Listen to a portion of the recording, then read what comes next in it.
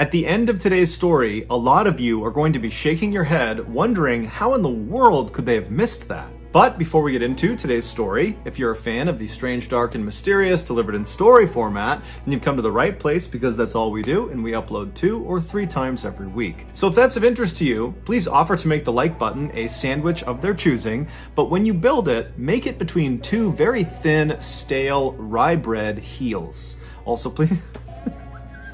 2 very thin, stale rye bread heels. Also, please subscribe to our channel and turn on all notifications so you don't miss any of our weekly uploads. All right, let's get into today's story.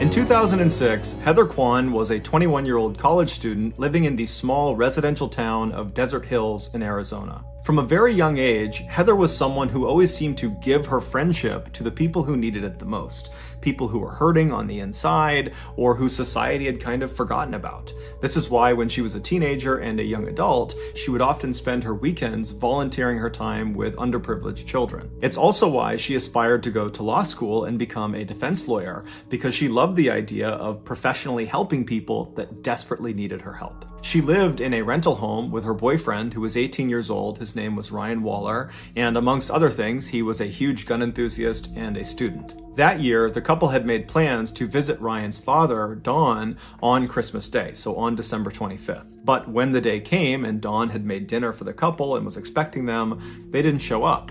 And so Don tried contacting both of them, but when he couldn't, he just had a bad feeling that something was off. It was just very uncharacteristic of them to just no-show. But instead of driving over to their property himself, Don just called the local police and asked them to do a welfare check. The police arrived at the house in Desert Hills, Arizona. They knocked on the door, but there was no answer. They looked in the windows and some lights were on, but it was mostly dark inside, and they couldn't really tell from the car in the driveway if that belonged to the homeowners or somebody else. And so they stood there for a second, they're looking in the windows, there's no movement.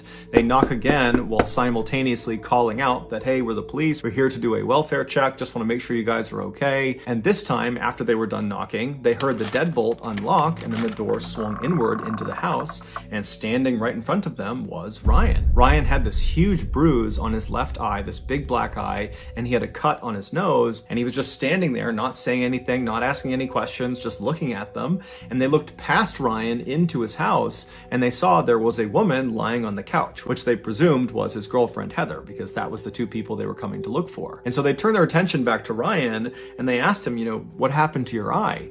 And Ryan was a little bit cagey. He didn't really give them a straight answer. He basically said, I don't know. I don't know what happened to my eye. And, the police didn't really pry that much, but eventually they determined that Ryan was more or less okay, albeit a little bit strange. And then they said, okay, well, who's the woman who's lying on the couch? Is that Heather? And Ryan, again, was kind of cagey and a little bit dismissive and said something along the lines of, she's just sleeping. And so the police said to him, look, we're here on a welfare check. Your father sent us here to check on you guys. And so we have to go in there and wake her up and make sure she's okay. And so Ryan, again, was just a little bit weird and kind of defensive and didn't really immediately comply, but eventually did step out of the way. And the police walked into the residence. They walked over to the couch. And as soon as they looked down at the girl on the couch, which was Heather, they saw right away that she was not asleep. She was dead. And she had been for at least a couple of days. She had died from a single gunshot wound to the head. Immediately, Ryan was arrested and brought out to a squad car. He didn't fight the arrest, but he did emphatically say he didn't know what was going on. He didn't understand what was happening. He didn't know what happened to Heather. He just seemed kind of generally confused. But regardless, he was thrown in the back of the police car outside the property, and he would sit there for several hours while more and more police and paramedics arrived to process the crime scene and also to transfer Heather's body to a morgue. Finally, around 5 a.m. on December 26th, the police brought Ryan, who was still in the back of this police car, to the Phoenix police station for questioning. The interrogation that followed, this hour-long interrogation that was all filmed, would start off relatively normally, but it would quickly devolve into this totally bizarre back and forth between Ryan and the detective who was questioning him. And then at the end of the interrogation, there would be this stunning revelation. From this point until the end of today's video, we're going to be showing you clips from the actual interrogation. When you get to the end of this video and you hear the revelation, and trust me, you will not miss it, I would encourage you to then go back and watch the clips of the interrogation, or just go online and watch the entire interrogation, because it's totally mind-blowing watching this thing, knowing what's really going on. In the video, Ryan is led into this sort of nondescript, small interrogation room at 5:08 a.m. on December 26th. So he's just arrived at the station, they put him in this room, he's wearing this white jumpsuit that might have been issued by police, maybe he owned it, but it definitely looks more like prison attire. He's got no shoes on, no socks on, and his hands are not cuffed. And so he walks into the room and he sits down in the chair that's in the back corner of the interrogation room, and this chair is right next to this table, and then on the other side of this table is another chair. And so Ryan sits down in the corner, he's kind of facing out towards the middle of the room, he's quiet, he's basically not moving, and then at some point he notices there is a handcuff that's connected to this table. Now, in some cases, the police would handcuff the person they were interviewing in this room, but in this case, Ryan was not told that he needed to put this handcuff on. He was uncuffed, so there was no directive that he needed to have this handcuff on.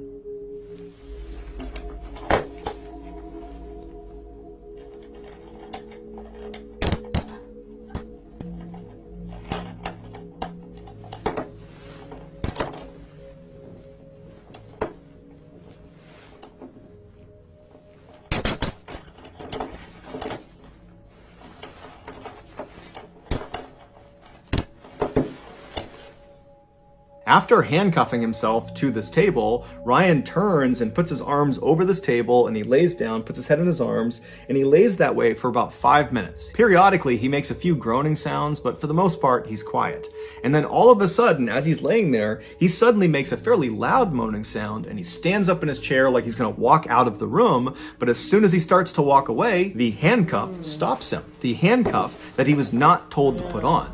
And so he's stuck against this table, but he doesn't seem fazed by it. He looks almost confused by what's happening, but he doesn't dwell on it for very long. Instead, he just reaches across the table and grabs a blank piece of paper, and then he just sits back down in the seat, he crosses his legs, and he starts looking at this piece of paper. At 5:17 a.m., so roughly 9 minutes into this interrogation, which really hasn't even started yet, Ryan is intently looking at this blank piece of paper when a detective walks into the interrogation room. This detective was named Dalton, and he informs Ryan that they're going to be taking pictures of his feet, and so he needs to put his feet up on the table that's right next to him. Ryan at first acts very confused and doesn't really understand what's happening, but he eventually complies and he puts his feet up on the table, and by the time his feet are up there, another officer walks into the interrogation room, and he's got a camera and he's got this big kit with him, and he would begin about a 10-minute long process of photographing Ryan's feet and also swabbing Ryan's feet. During this 10-minute session,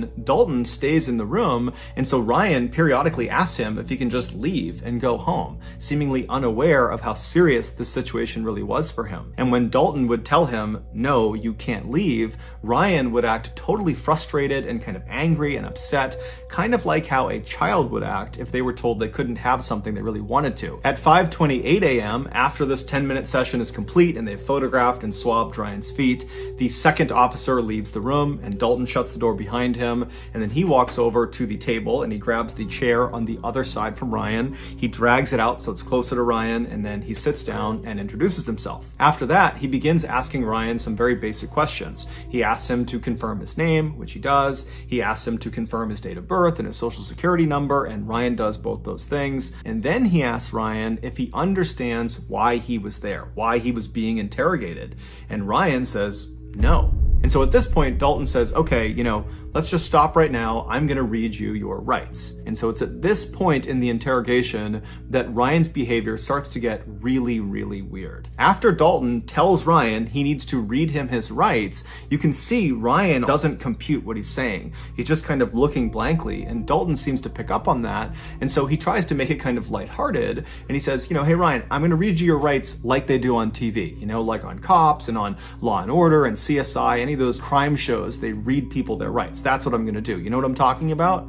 And Ryan just goes, "No." And Dalton's kind of confused. He's like, "You haven't seen any cop show where they read people their rights?" And at this, Ryan kind of changes his behavior, and suddenly he's not as robotic. He's a little bit defensive looking, and he says, "Oh, Yeah, I have, yeah. At this, it's pretty obvious to Dalton that Ryan is lying about something that is totally insignificant, whether or not he's seen true crime TV shows. It really just didn't matter at all. And there's this weird hesitation where both of them are just kind of being quiet for a minute. It's like Dalton knows he's lying about it, and Ryan just seems totally confused. And then ultimately, Dalton just decides to not key in on this kind of weird lie that Ryan has just told.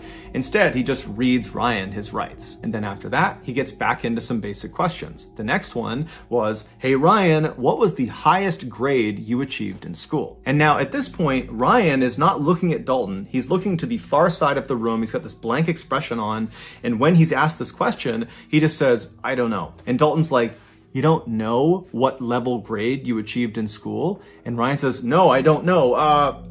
Eighth grade. So again, he's changed his answer fairly abruptly when he's challenged. And so Dalton is probably thinking to himself that he's lying again. But again, it's just kind of an insignificant thing, but it's building a pattern of mistrust here. It's hard for Dalton to believe that Ryan is going to be truthful if he can't even tell the truth about things that don't matter. But Dalton decides not to fixate on it. Instead, he asks a follow-up question based on the fact that Ryan has said 8th grade is the highest level he achieved.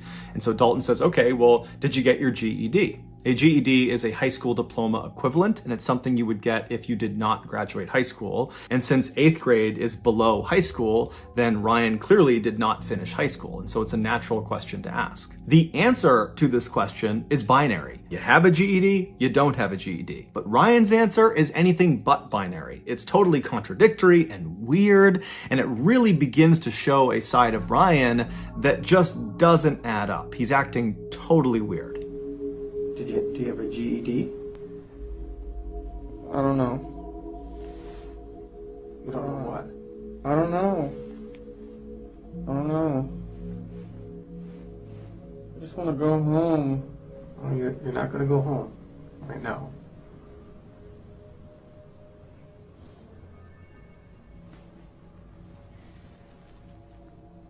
So what? What's the highest grade that you completed? B? No, not grade, as in letter grade. I'm asking, did you graduate high school? No. And the highest you went was 8th grade?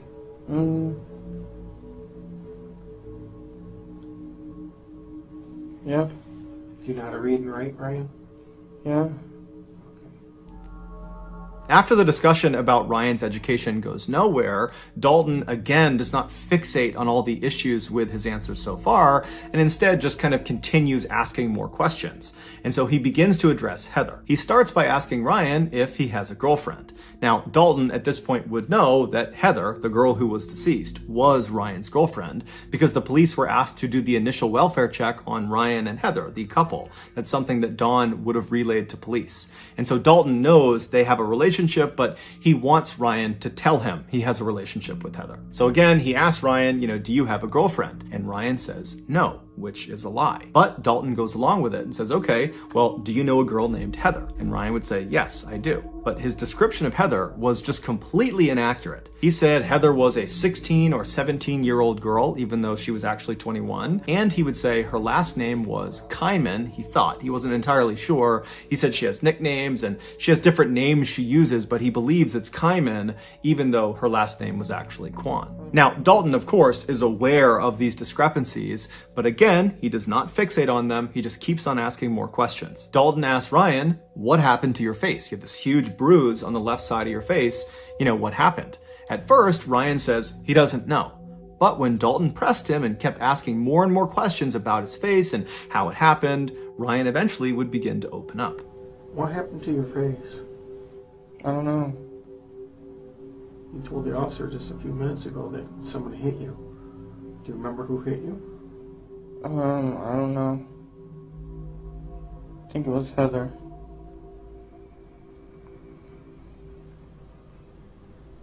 Why would Heather hit you? I don't know. It was an accident. I forgot why. Like the other police officers involved, Dalton believed already going into this interrogation that Ryan killed Heather, that the bruise on his face was from Heather fighting back before ultimately Ryan killed her. And so for Ryan to say the mark on my face is from Heather, even though he claimed it was an accident, to Dalton, that was the same thing as Ryan saying, I killed Heather. Dalton attempted to get more specific details about the actual physical struggle that took place between Ryan and Heather, but as he asked more and more questions, he became more and more aggressive, and it seemed like Ryan picked up on it and became very defensive and started throwing out random pieces of information, much of which seemed untrue. Like he suggested there was at least 2 or 3 other people that were in the house on the night that Heather got killed, but it's unclear if these people were real or if they were actually ever there. And it just seemed like Ryan was kind of panicking and just kind of saying all sorts of random things. And so at some point, Dalton just wants to focus the conversation because he feels like it's getting totally out of hand. And so he just stops Ryan and he says, Ryan, there is a dead girl in your house and I need information. Hey, Ryan? Huh? Huh? There's a dead girl in your living room. She's dead? Yes. Heather? I don't know. I want to know what happened in your house last night.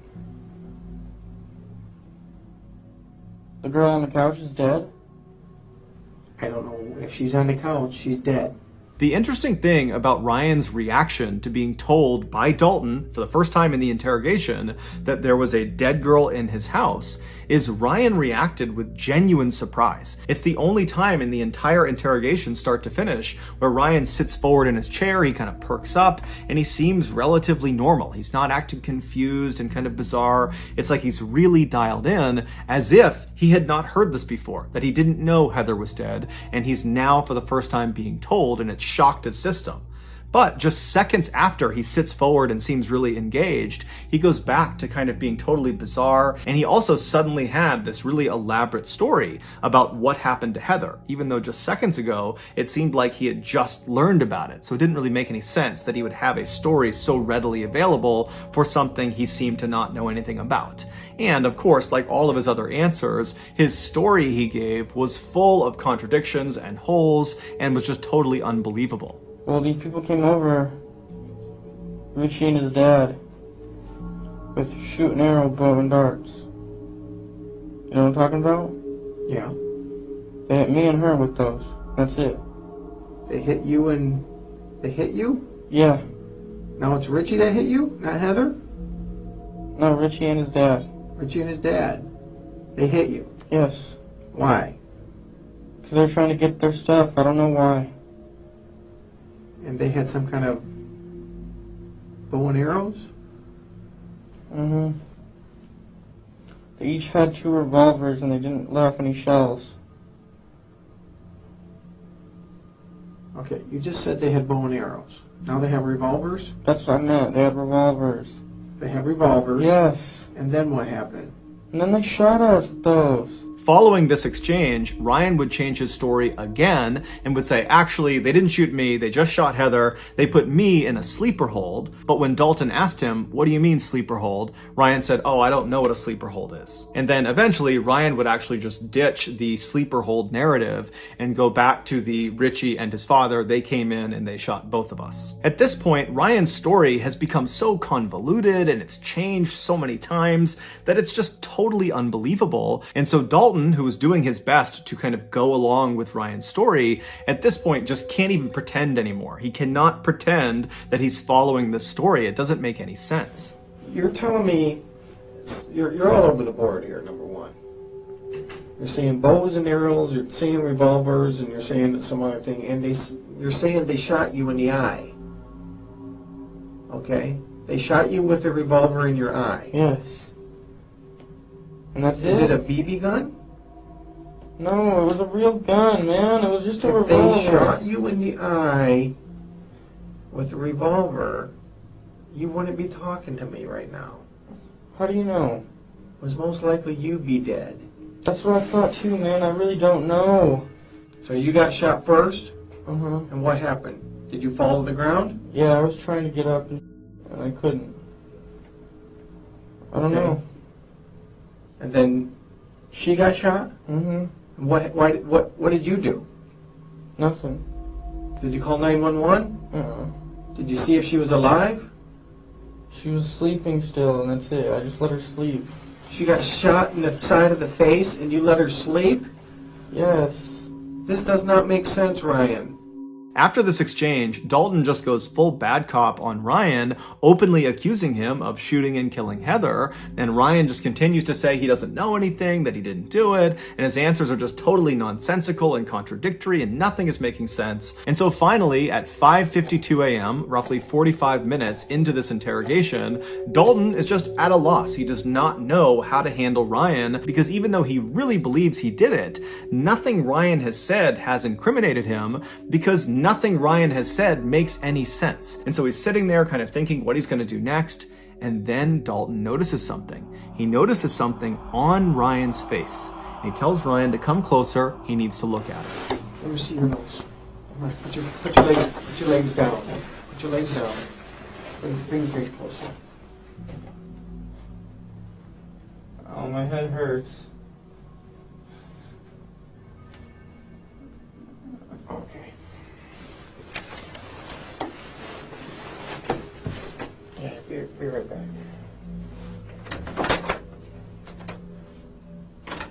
What Dalton had finally just discovered were 4 bullet holes in Ryan's face and head. Ryan had committed no crime. He was a victim the same way Heather was a victim, but somehow Ryan had survived the attack. On December 23rd, so 2 days before the welfare check, 2 men attempted to break into Ryan and Heather's house. They were 23-year-old Richie Carver and his 54-year-old father, Larry Carver, the same Richie and Richie's father that Ryan had mentioned during the interrogation. They were there because of an altercation that had occurred between Richie and the couple about a month earlier.